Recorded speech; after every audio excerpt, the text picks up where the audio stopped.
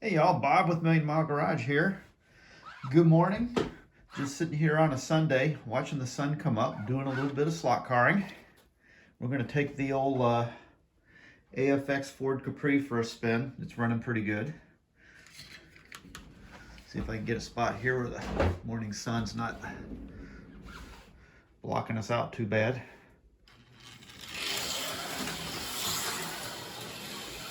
Hey, now I got this track dialed in. This car really rips on the back straightaway now. Almost Tyco-like, almost.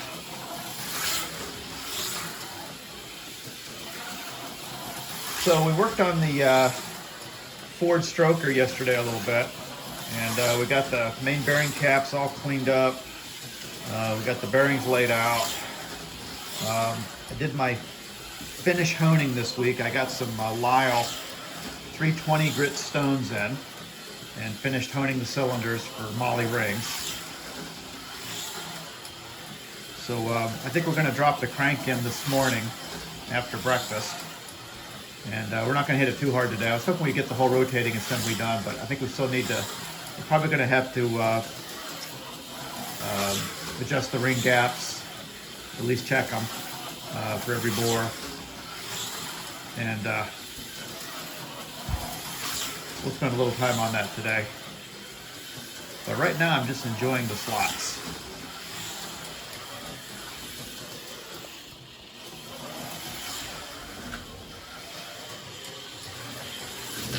Oops, wipe out.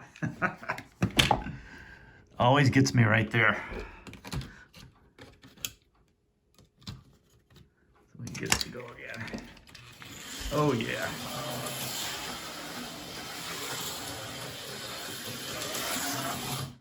Oh, got away from me again. Let me set this up so we can actually see this thing going around the track while I'm not trying to hold the phone. All right, let's give this little Capri a workout here.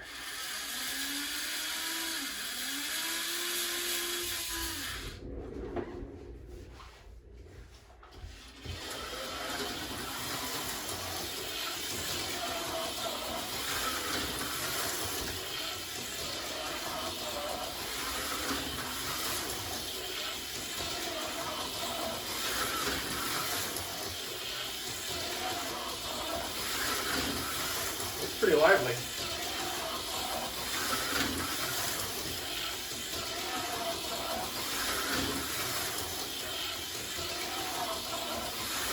think I need a lap counter.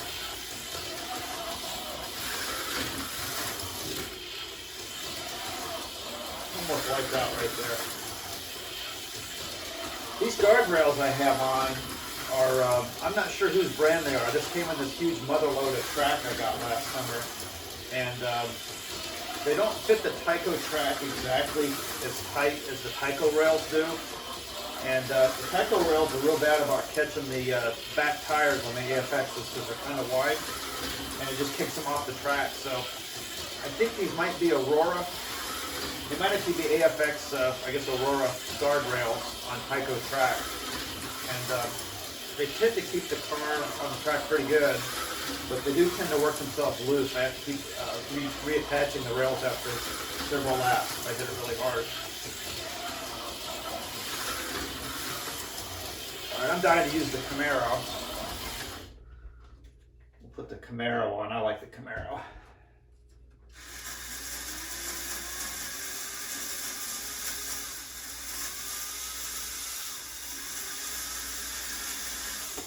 And for any of y'all new to the channel, this is a Auto World Repro, and you see it has number 8 on the door instead of number 3, and it's an absolutely beautiful reproduction.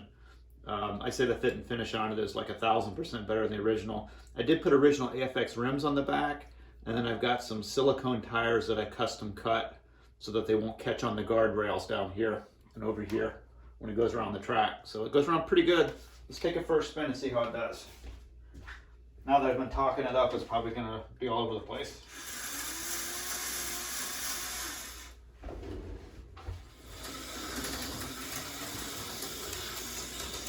It's going to go a little easy the first few laps, and I'll get into it.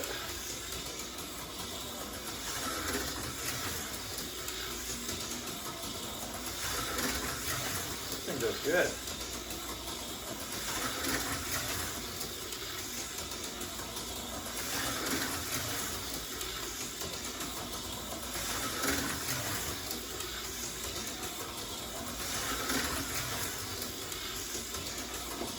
We got so much stuff to do this spring. I want to get this Mustang back together. I want to get the 78 Camaro, finally get it repainted. It's been a work in progress. I've been going on 14 years. And then I also got to put some pre-emergent down on the lawn this morning. I'm starting to get overtaken with weeds again. That's the funny thing about North Alabama. Everything in your yard grows except for the grass in the winter. It can still be like 10 degrees outside, and you still have weeds growing. It doesn't seem to phase the onion grass. There's some kind of crabgrass, and then there's some kind of, I don't know, clover or whatever it is. There's like 11 different invasive weeds, I think, for Bermuda lawns up here. Really hard to keep them manicured compared to Florida. I guess right because it's temperate year round. Everybody just has either Floritam or what is it, Bahia grass? Is that right? Floritam? St. Augustine, that's what it was, St. Augustine grass. And that's really easy grass to take care of compared to up here. Up here it's pretty difficult to keep your grass weed-free and disease-free. This little Camaro, I tell you what, it's really hugging the track with these tires cut down. It actually does better with narrower tires than the fatter ones that were on it. I basically just put an old axle and rim in my drill press, use it as a lathe instead of a razor blade, and whittle these tires down. And yeah, it works really good.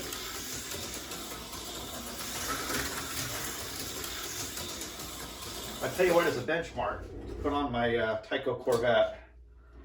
I think this is way faster than the AFX. You gotta sit over this way because the sun's in my eyes. There we go. These Tycos, they like require basically no warm up, and they just hug the track. I mean, they just go. It's almost boring because you can just, you know, go lap after lap after lap without wiping out, and they're so fast.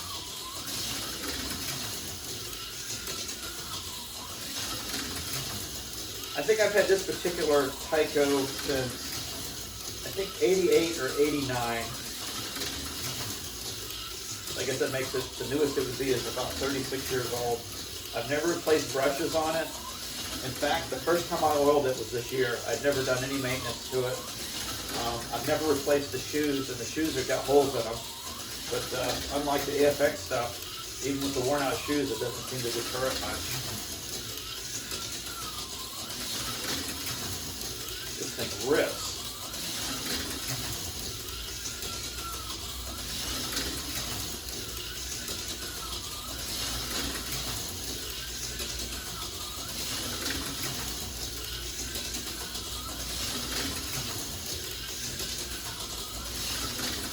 I think we're supposed to have another set of storms come through here starting this evening. So I don't know if I'm going to have to do my storm preparedness and at least get one vehicle in the garage, one of the daily drivers, so I don't get the glass busted out from hail. Tell you what, being up here in Tornado Alley, and particularly where we are, East Limestone, we're kind of at the end of the Huntsville airport runway, you know, because of how far out the airplanes have to start coming down. So we've got airplanes flying over us 24/7. We have the tornadoes. We're right here in Tornado Alley, where they hit up towards Tennessee. This whole neighborhood, probably 14 years ago, I think now, about 3/4 of the neighborhood was actually literally leveled by, I think it was an F4 or F5 tornado that came through here. Absolutely destroyed this neighborhood. Our house was one of the few that didn't get knocked down, so we didn't live in it at the time. But that's why all the houses in the front of the neighborhood are larger. I guess the people took their insurance money and most of them built 2-story houses to replace the smaller houses that got leveled. So we're in one of the smaller houses in the back of the neighborhood here.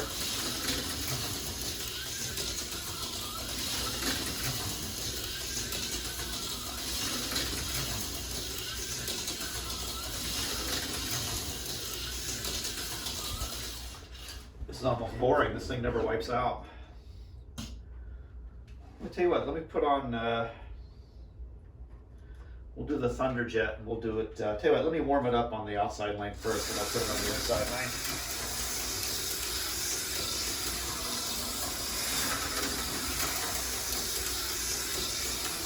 These Thunderjets definitely seem like they're more geary. Maybe it's just because they have smaller diameter tires. But they definitely don't go as fast.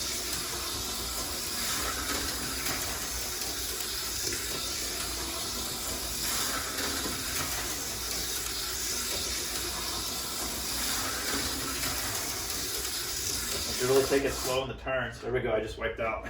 Just as I said that.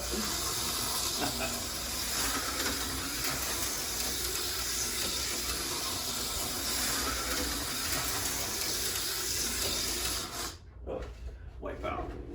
Let's try to put it on the inside. See how it does. Come over here. My face is in the sunlight's coming through here.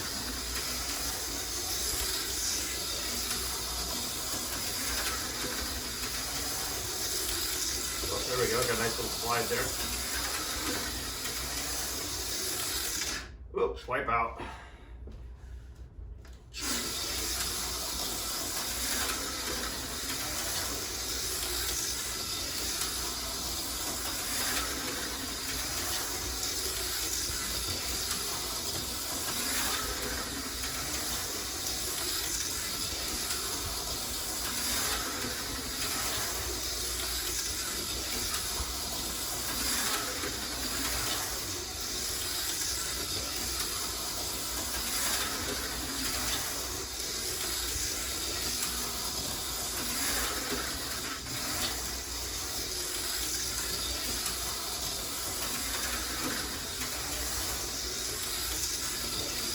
Doing pretty good. It's quite a challenge to get this Thunderjet to go around the inside turn without spinning out. Yeah, if you want to learn how to drive slot cars, you need a larger track, and you definitely need to start out with some Thunderjets. That'll definitely teach you how to slow down for the turns. Ooh, wipe out. Tell you what, I'm going to put the camera over here so you guys can see what I'm doing. When this thing's coming around here, I can get this thing going sideways halfway down the track. It's pretty cool.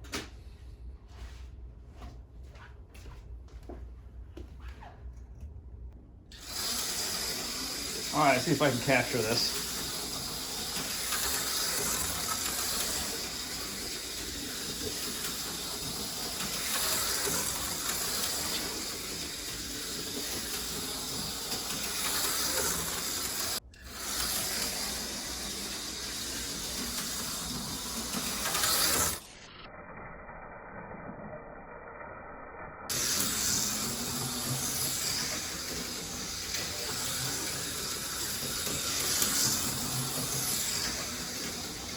Hey y'all, so check this out.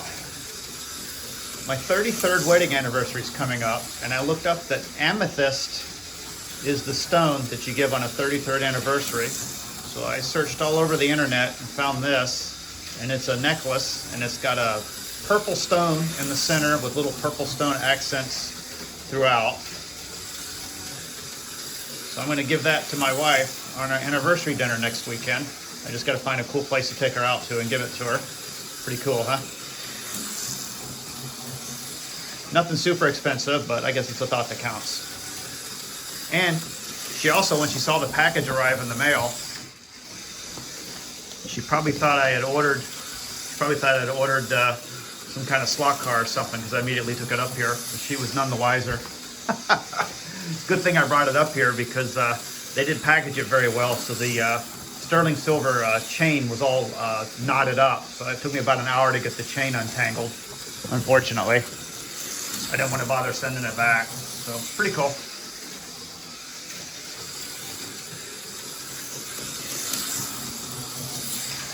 Well, if I can just keep the throttle down on this little Thunderjet and run on the outside turns, I can kind of run it around and just kind of enjoy cruising it. That way I don't have to keep getting up and putting it back on the track. I really dig these little Thunderjets because they kind of slide around and stuff, and it's definitely made me a better slot car driver because you really have to plan for the turns, and then you can also kind of throttle out of them and kind of kick the tail out and stuff. It's pretty neat.